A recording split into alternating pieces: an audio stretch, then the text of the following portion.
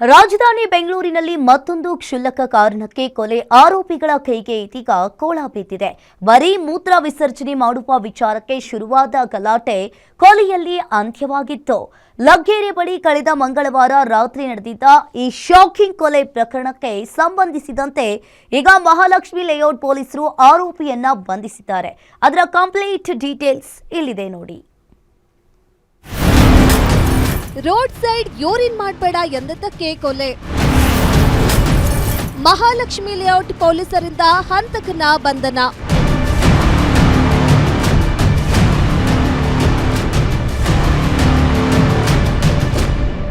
ಅದು ಕಳೆದ ಮಂಗಳವಾರ ರಾತ್ರಿ ಕುಮಾರ್ ಅವರು ರಸ್ತೆ ಬದಿಯಲ್ಲಿ ಮೂತ್ರ ವಿಸರ್ಜನೆ ಮಾಡ್ತಿದ್ರು. ಇದನ್ನ ಗಮನಿಸಿದ್ದ ಆರೋಪಿ ಮೊಹಮ್ಮದ್ ಯೂನಸ್ ಯಾಕೆ ರಸ್ತೆ ಬದಿಯಲ್ಲಿ ಯೂರಿನ್ ಮಾಡ್ತೀಯ ಎಂದು ಪ್ರಶ್ನಿಸಿದ್ದಾನೆ. ಇದಕ್ಕೆ ಕೋಪಗೊಂಡ ಕುಮಾರ್ ಏಕಾಏಕಿ ಯೂನಸ್ನನ್ನ ಅವಾಚ್ಯ ಶಬ್ದಗಳಿಂದ ನಿಂದಿಸಿದ್ದಾನೆ.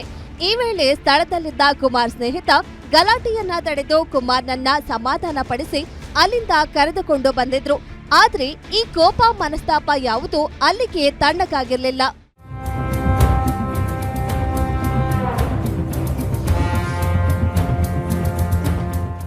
ಸಮಾಧಾನಗೊಂಡು ಬಂದು ಕುಮಾರ್ ತಮ್ಮ ಬೈಕ್ ಮೇಲೆ ಕುಳಿತಿದ್ರು. ಅಷ್ಟರಲ್ಲಿ ಹಿಂದಿನಿಂದ ಬಂದ ಆರೋಪಿ ಮೊಹಮ್ಮದ್ ಯೂನಸ್ ಆಕ್ರೋಶದಿಂದ ಕುಮಾರ್ ಮುಖಕ್ಕೆ ಜೋರಾಗಿ ಪಂಚ್ ಕೊಟ್ಟಿದ್ದಾನೆ. ಪಂಚ್ ಬಿದ್ದ ರಭಸಕ್ಕೆ ಕುಮಾರ್ ಬೈಕ್ನಿಂದ ಕೆಳಗೆ ಬಿದ್ದು ರಕ್ತಸ್ರಾವವಾಗಿ ಸ್ಥಳದಲ್ಲೇ ಪ್ರಾಣ ಬಿಟ್ಟಿದ್ದಾರೆ. ಘಟನೆ ನಡೆದ ತಕ್ಷಣ ಮಹಾಲಕ್ಷ್ಮಿ ಲೇಔಟ್ ಪೊಲೀಸ್ ಠಾಣೆಯಲ್ಲಿ ಕೊಲೆ ಪ್ರಕರಣ ದಾಖಲಾಗಿತ್ತು.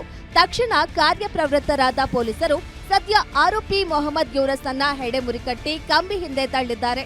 ಇನ್ನು ಬಂಧಿತ ಆರೋಪಿ ಈ ಹಿಂದೆ ಯಾವುದೇ ಕ್ರೈಂ ಪ್ರಕರಣಗಳಲ್ಲಿ ಭಾಗಿಯಾಗಿಲ್ಲ ಎನ್ನುವುದು ಗೊತ್ತಾಗಿದೆ.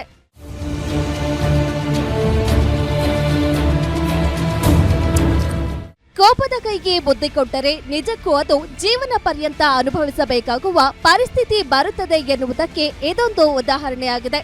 ಕ್ಷುಲ್ಲಕ ಕಾರಣಕ್ಕೆ ಜಗಳವಾಡಿ ಇದೀಗ ಜೈಲಿನಲ್ಲಿ ಮುದ್ದೆ ಮುರಿಯುವಂತಾಗಿದೆ. Ajay Kumar, crime bureau, Guarantee News, Bengaluru.